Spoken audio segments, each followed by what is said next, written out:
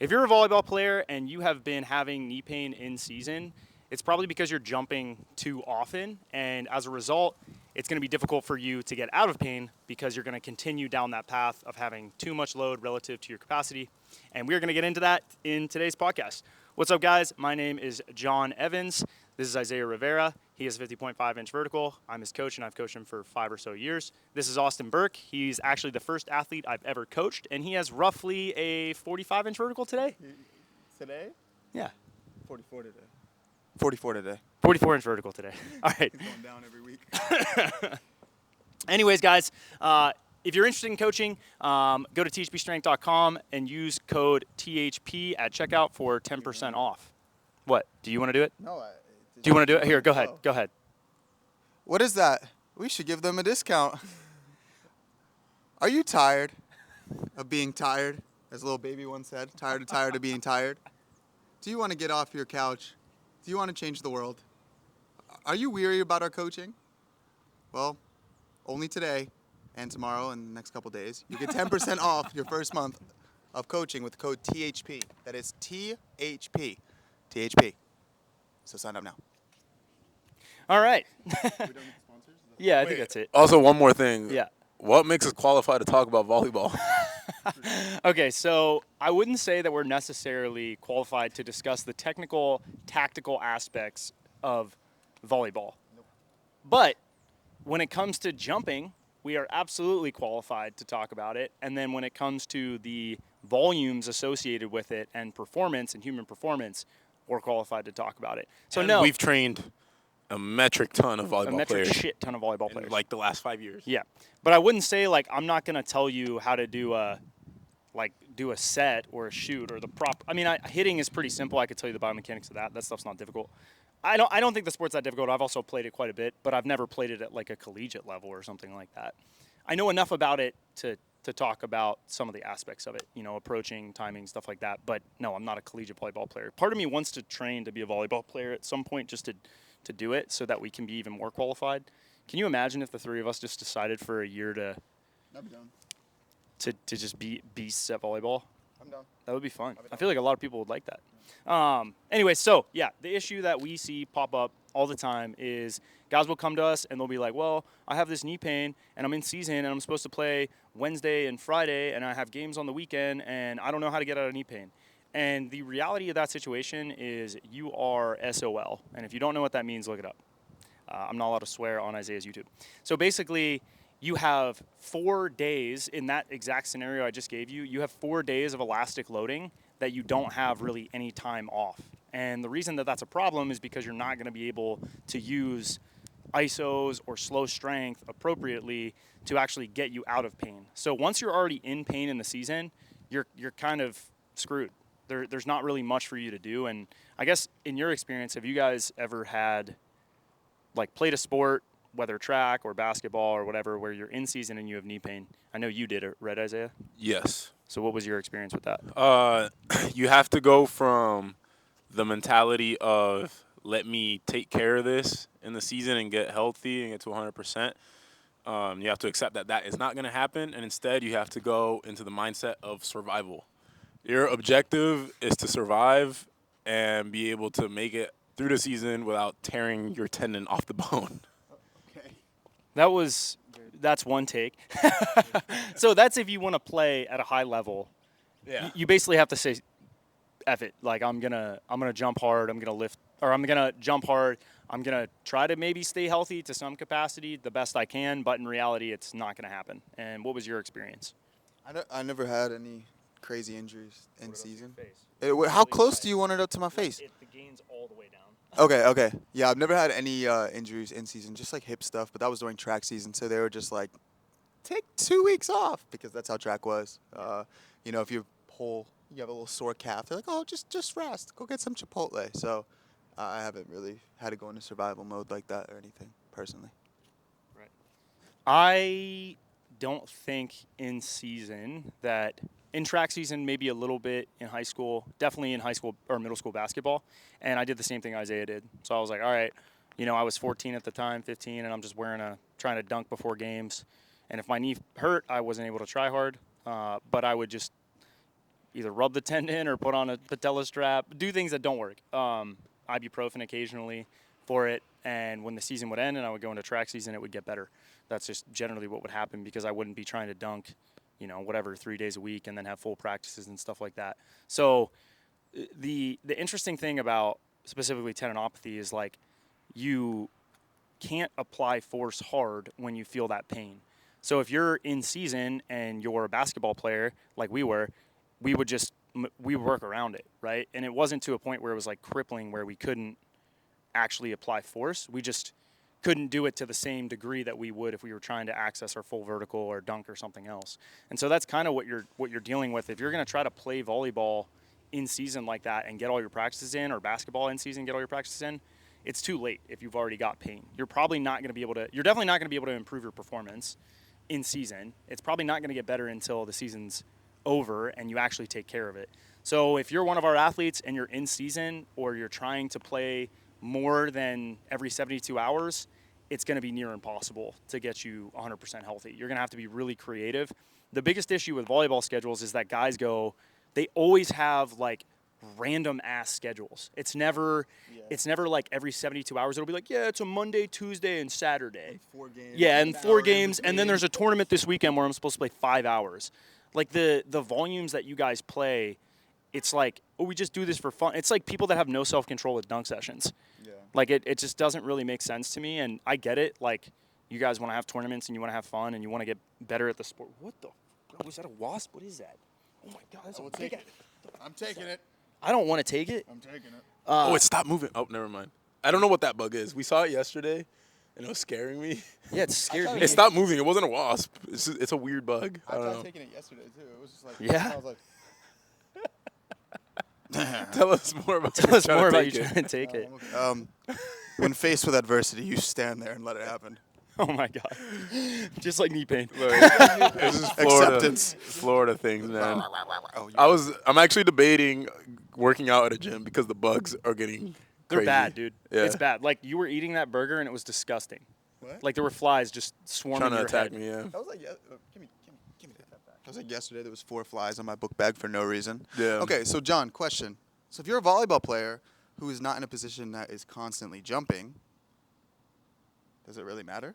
Can you still play tournaments with knee pain and how does things like that? That was a good question. You can actually. So if you're playing libero or you're not a hitter or you're just a setter, yeah, you're fine. I've actually had a couple guys like that. Silas was like that. Jared Prinsloo was like that. He was a setter, he was a setter. They jump a little bit sometimes. At least that's what they told me. But they're not hard jumps. They're very low effort jumps. And so it's kind of like Isaiah and I were saying, like, you can still jump, you can still do stuff, it's just not at a high intensity level where it's going to hurt. And so they usually can train in season totally fine because they don't have the same load management issues. But like we coach another athlete named Katie, and she is a volleyball player at the collegiate level, D1, very high level volleyball player, touches like 10-1 or 10-2.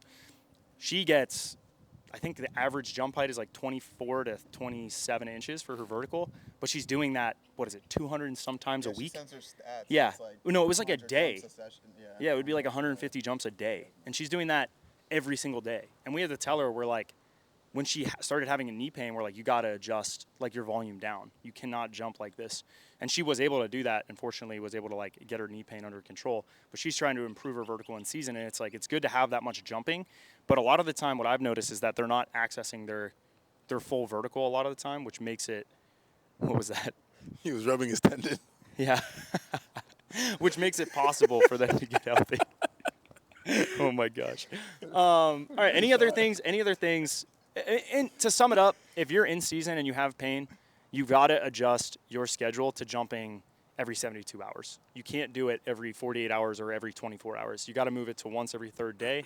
And you could play defense or whatever, but at least hitting and jumping, that has to switch to twice a week. If you do it any more than that, it's going to get worse. Also, facts don't care about your feelings. What does that mean? Some people are going to be mad about what you just said. Yeah. But the fact is that you need to decrease jump volume. You need to stop doing what hurts. Tell them about your experience when I first started coaching you. I was used to jumping multiple times per week. I came from the thought that If you stop jumping for an extended period of time, which in my case was a week, I felt like if I went more than a week without jumping, that I was gonna lose my vertical. I was also very addicted to jumping, and the number one rule is stop doing what hurts. Right? That's the first thing John told me, and he said he would only coach me if I was willing to follow that, or else I wouldn't get better. And yeah, I had to take 6 weeks off from jumping, but obviously it was worth it. Right? That I haven't had that knee pain, that specific knee pain at the tibial tuberosity. It hasn't hurt in years, but it's because I followed. It was literally investing. I took 6 weeks off so that I haven't had to take time off for that specific injury since then. Or you could continue trying to jump, and you're just gonna have knee pain for the rest of your life while trying to jump. So, which one would you rather have? 6 weeks off for a lifetime of pain-free jumping, or lifetime of pain? We're selling a religion right now. 6 weeks of sacrifice, a lifetime of glory. I was actually gonna. For me, it's an easy trade-off. You can have it back if you have some. I was just gonna say trust. Trust is a big role. And Trust is a big role. I'm gonna cuss. I'm gonna cuss. Why? Yeah. What about Also, your child? fuck your coaches. Yeah, communicate with your coaches. Fuck your coaches. No, for real. Explain what's going on. See if you can brush up on another position. Like, see if you can get your overall skills. It'll only make you a better player. You get a better understanding of the game. Your coaches will understand. Just talk to them. They are people. They have families, lives, and hobbies. They will understand. Well, some of them. If they don't understand, then Yeah. Isaiah's advice. But communication is always first before you F them. Curse them out. And that is a tough thing. I mean, we always would talk about this with athletes, and basically have to have that conversation of like, well, in high school I dealt with this. But I would be like, well, I want to do this workout. And they're like, no, you got to do our workouts. And I'm like, well, I'm going to get worse. And I ended up doing it their way because I wanted to be on the team still, and I wanted to have those aspects. I did the same thing. You just worked around it or through it. Or like, for example, like long distance running. He was making us long distance run every day. You got to eat it. I knew that's bad for my vertical, but I wanted to be on the team. That was my priority was basketball. This depends on your priorities, then. Yeah, you have to decide what your priorities are. Like in an ideal world, I mean, we can play your sport, get you as athletic as possible, and get rid of knee pain all at the same time. But the reality is you have to prioritize which one. If you're somebody with pain that plays a sport, you have to choose. And education goes a long way. Like, try to have a conversation and educate them. They might be totally opposed to it. They might be open-minded to it. There was an athlete that I was coaching that was a D1 track and field athlete that was having this issue. And in a roundabout way, because a lot of coaches have a lot of pride and egotistical, they refuse to listen to other people. And a lot of the time, those coaches end up in those positions because they were great athletes, and then their head coach hires them in an assistant position, and then they move up the ranks. It's not because they're honestly great coaches. It's because they were good athletes, and that happens all the time in track. So as a result, they don't actually have the education, and they have a massive ego, and they've been put in a position that in a lot of ways maybe they didn't earn as a coach, but they earned as an athlete. And so that makes it doubly difficult. They went from being a national champion or whatever to now being a coach, not necessarily having to go freaking mop floors and pick up weights for months and months and months and learn and listen and be underneath someone and have someone tutor them essentially or mentor them for years, like I did, and a lot of other really good coaches who don't work in those settings and don't have those jobs because of different reasons. A lot of the time it's because of they have to hire women or they have to meet quotas, and that happens all the time in track. If you ask anyone at the collegiate level, at the D1 level, head coach, they will straight up tell you that, that happened to me. They were like, we can't hire you because you're a male. You're a white male, and we have too many white males on staff. And I was like, that's crazy. But that was the reality of the situation. So, again, facts don't care about your feelings. But go ahead. No, I was going to say, and we're not saying don't go to your team workouts. We're just saying communicate. Because if you do our workouts there, at least the coach sees your, literally, everyone tells their coach no, THP said no, and the next thing you know, no one's getting playing time. Like, communicate with your coaches, see if you can do these type of workouts or the the rehab workouts there, or whatever the hell. I mean, the goal is to have coaches listen to these podcasts. That we grow enough that we educate the coaching community because.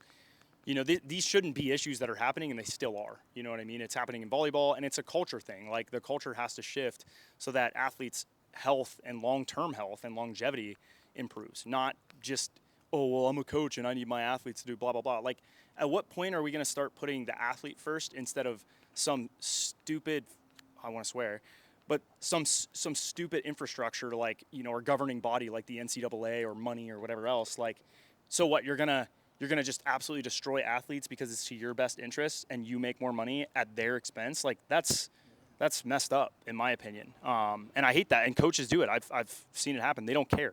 They care about winning. They care about keeping their job, and that happens at your expense.